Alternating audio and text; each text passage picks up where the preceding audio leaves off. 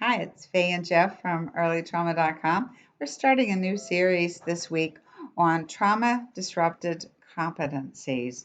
Jeff, I remember way back in 20 years ago when we started looking at why the children had sometimes unusual behavior, sometimes problematic behaviors. We were puzzled at first until we really dug in deep into the research part of this. And I think one of the outcomes of this research was how we're able to use a story of a baby and mom to illustrate where different things go off course.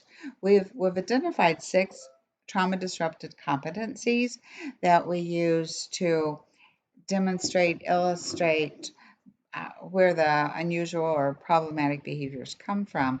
And I so appreciate, Jeff, when you do the to baby talk and the presentations because they really illustrate those fine points of when this goes off course.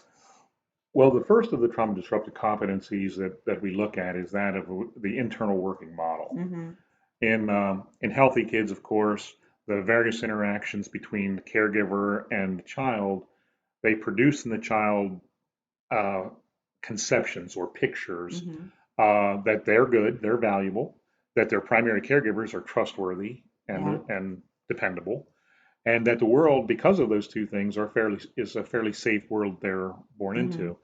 And those beliefs then become the They're working. cornerstone Yeah. for both the relationship with that primary caregiver and exploring the world in general. When trauma occurs and fear is unable to be processed properly between the caregiver and the child, what ends up happening is those pictures form in a maladaptive way. They sound much more like, well, I'm bad, caregivers are bad, and the world is a dangerous place. But then those pictures become used for a wide variety of learning. The trauma disrupted competencies are ways of looking at the the difficulties that a child is experiencing and seeing that um, the learning that should have occurred at a certain point in their development didn't occur properly. Um, Children with a negative working model, for instance, immediately have a great deal of fear generated whenever they try to interact with their caregiver. And as we all know, when you're afraid, you don't learn as well. So the question becomes who teaches a child to eat solid food, Mm-hmm. in general. Yeah. That Mom would be does. the primary Yeah. caregivers. And the thing is, once you learn about the primary caregiver is unsafe, that generalizes to other people too. Yeah. So, I mean, who's usually there for them for their first steps? Mm-hmm. The mom. They look back. They want to see that evaluation in Yeah. mom's eyes. But if they're half scared, they might not even look back when they do that. Yeah. You know. Or some kids are so delayed they don't even take those first steps. So that's an example of how you look at the problematic behaviors and you think, what is causing this? Now, this is a basic question of psychology. What is causing this behavior? Yeah. For some reason, in raising children, we like forget to ask that question Mm-hmm. sometimes, and or we ask it and we don't have an answer. Yeah. You know. I think of behaviors of having an origin and a function. Hmm. There's something that's going on. And if you think back to the baby story, and let's say mom has an addiction problem and she's not really good at keeping the house clean or the baby occupied, that baby may lay in a dirty crib for long periods of time. And it becomes the norm. The smell of that dirty crib becomes the norm. So it That's lacks a normal sensory stimulation. stimulation, right? And even the touch of dirty sheets is much different Mhm. than the touch of clean sheets and the smells and things. And if that baby's not being touched by mom, picked up, moved around, then that internal Spoken to. that internal compass that we all have, I think of like having little gyroscopes in our head. That baby's not picked up and moved around. How many times does the mom picks the baby up, puts it Mhm. here, and then she has to reach for something, so the baby goes over here, and that baby is moved around, and And the those neural connections, and during that time of life, are growing at a million neural nerve, connections a yeah, second. And if they don't have that stimulation, Right. then those neural connections can form in a different way. What should feel normal and sometimes even good ends up feeling alien and Yeah. uncomfortable. I think of how many of the kids we've worked with will not brush their teeth because they weren't exposed to the feeling of a toothbrush until they go into some kind of placement. And now someone's putting this hard plastic object in their mouth and scrubbing away. It's terrifying for a little kid. So two of the TDCs we're giving you examples of right Right. now were, again, the negative internal working model Hmm. and sensory issues. Yeah. Let's give them one more before we move on. Well, a really big one, back to thinking about the baby laying in the crib, the lack of exposure to developmental milestones and opportunities. Hmm.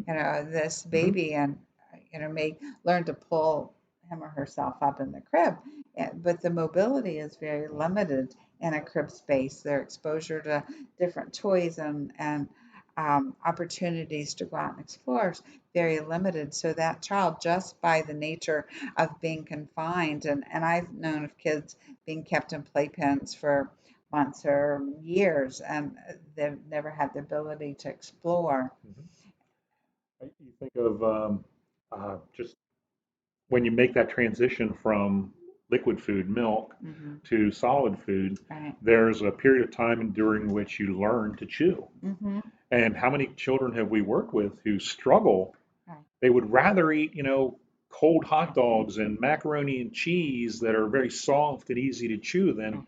than to chew a piece of meat or Yeah. or a tough piece of bread. Hmm. Um, and we without looking at the TDCs in particular, how did they learn? What was going on in their life when they learned these Right. these developmental milestones?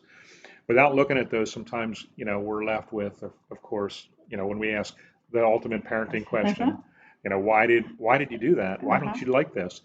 And we ask them, and the kid says, I don't like your cooking, Right. and then Right. then it can start a downward spiral because the Yeah. parent feels Then it becomes a battle unvalued. over Mhm. the mom's abilities instead of really Mhm. what's going on with the child. We've come to recognize again, when you look at developmental milestones, um, there's a lot of, and that's what the TDCs really are. They're Hmm. they're they're places in child development where skills need to be learned Right. that will be learned for all succeeding I learning, mean, it affects them across the lifespan. sequential. Yes. Mhm. And when that learning becomes disrupted for some reason, okay, then the child's going to have problems later when they try to do basic life activities. Yeah. So what I always liked after we started doing the research and identifying these six TDCs was now we have a means to address the unusual, very unusual sometimes, and problematic behaviors because we can actually aid in healing our And children. not just a way. We actually have a beneficial way. The trauma disrupted competencies, or the TDCs, they allow us to discuss problematic behaviors in ways that do not tell the child they're bad. Right. This is just something that, because of what was going on in your life, you know, Right. your brain didn't record right, or your brain didn't learn Right. properly. And now it's causing you problems. And of course, the solution for most of these is to give your brain opportunities to go back and re-experience it, Yeah, mhm, yeah, and to that reevaluate. that's the fun piece too, is finding opportunities for healing. Mhm. And we have quite a few of those that over the years we've developed, but it's like, oh man, here's a whole list of things to work on sensory wise, or if you have a negative internal working model Mhm. to address. And it's very, we just can't possibly overestimate the value of Um, being able to look at a problematic behavior through the lens of the TDCs and understand what's causing it. yeah, yeah. One of the, in my own parenting experience, one of the things I thought was just the most awful experience on earth is when you see your child doing a behavior and you don't understand why it's happening. Right, right. And so often we ask the question, why did you do that? And we don't get an answer, or we get an answer, I don't know, or, Yeah, and, it just escalates us. It causes us to feel fear. And fear, of course, in children is a problem. Fear in parenting is, oh, that's even worse. it is. So today we've just introduced you to the TDCs. We will now have separate videos to explain all six of the TDCs. So please watch for that. Thanks for watching.